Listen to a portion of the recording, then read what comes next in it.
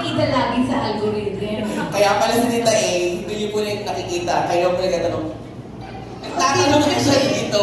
Diba? Hindi ko naman alam. Kasi kung maganda pwede.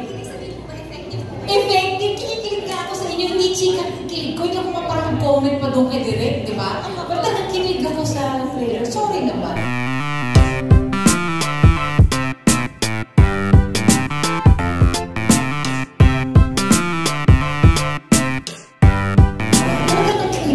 Tanong ka lang tanong Tita A.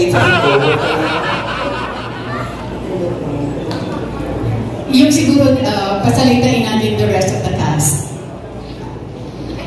Lahat listening. Lahat kinikilig. Sorry po, what's the question po? Kami na. Oo, matagal na. Kasi last question ko, babalikan ko talaga si Barbie at saka si David. So, yung sabi ko sa inyo, yung discoveries niyo, working with each other in this particular movie. Ako po, mas maraming akong eksena kay Barbie at talagang gusto ko yung work etiquette ni Barbie. Talagang, very good ka. Galing talaga niya. Very good talaga yung etiquette niya. Talagang, alam niyo ba, an actor prepares. Si Barbie, she prepares a lot. Talaga. Kaya may mga eksena na minsan nakakalimutan ko makaka-eksena tayo nanunood ako sa'yo. Totoo, kasi minsan nabubulol kasi natutuwa ako sa preparation ni Barbie as an actress. Sana maging national artist ka. Manifest natin yan. Manifest ko yan. Magiging national artist si Barbie Fernandez. Bata ako. Manok to. Yun po. Yun po yung discovery ko sa'yo. Dahil sa pamilya. Oo. Kape naman dyan. Barda. Pero yung nasa set kami, parang meron eh. So, ako, sobrang forward ko. David, ano ba? Trip mo ba si Barbie? Tapos, hindi niya ako masagot minsan. Ano ito iba? Inuman? Trip mo kasi. Ano ito iba? Ganun yun, diretso. Wala nang padalos-dalos. Okay. Pero like what David said, Tita, when you're working together with someone for so long, you spend so much time, there's a big chance. And they're both great people. They're both great actors and an actress. And there's a big chance. But that's all up to them now. So we just have to wait and see, right?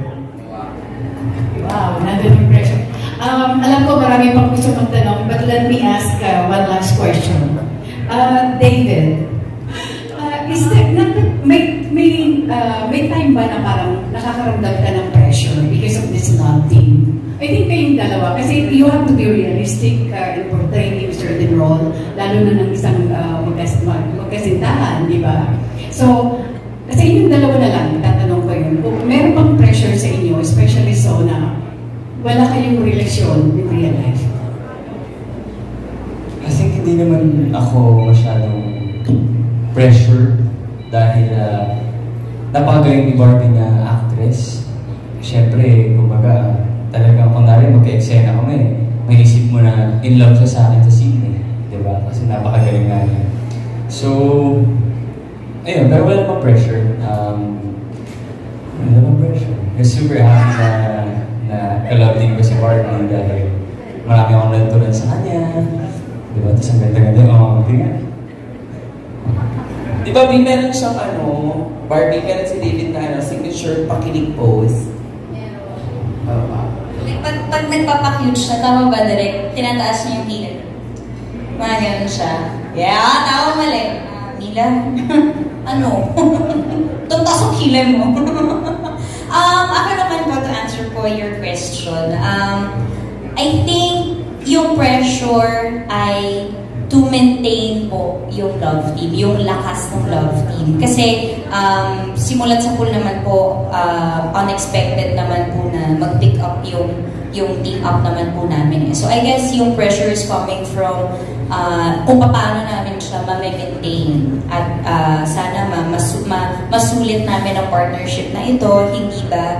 At wag mawala yung aming friendship kahit na siguro in the future ay magkaroon kami ng ibang work, hindi ba? Mas yun po mas yung friendship and yung pagiging consistent ng love team namin. So siguro, it helps na parehas kami ng management where we are both under Sparkle of GMA Network. Kaya parang nag-guide nila kami ng maayos sa mga proyektong tatanggapin namin as a love team po.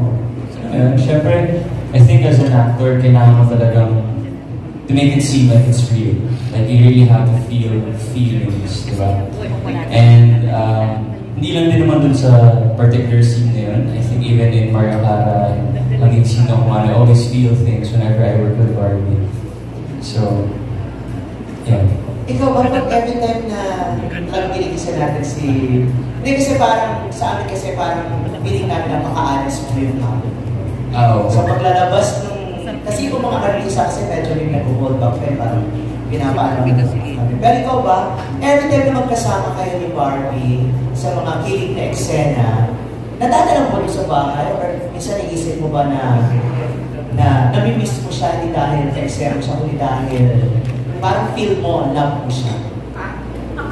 Parang feel lang, kasabi niya gano'n, pwede, parang gano'n. May mga gano'n naman, di ba? Si Barbie naman talaga, ano yan, maganda talaga, musipa, girlfriend material talaga siya. Ay, sorry. Bakit birthday ba ni Ivan? Oo, joke lang. Natamaan ko kasi water. Okay. Barbs, thank you, David.